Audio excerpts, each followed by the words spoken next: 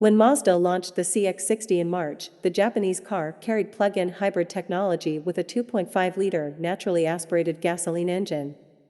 It also has an electric motor that produces a total power output of 323 horsepower and 369 lb-ft, 500 Nm of peak torque.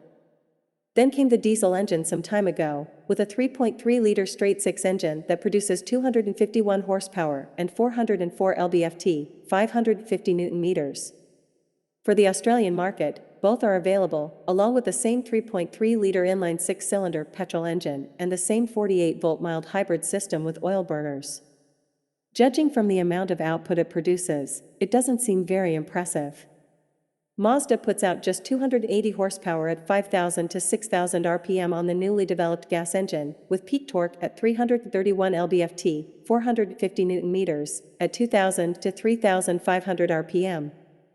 That number seems small compared to the M139L engine that AMG has installed on its new C63.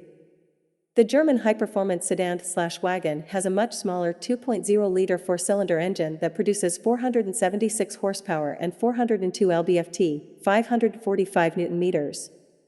There may be several explanations for the fact that the six-cylinder engine has less than 300 horsepower. This may have something to do with the current stricter emission regulations.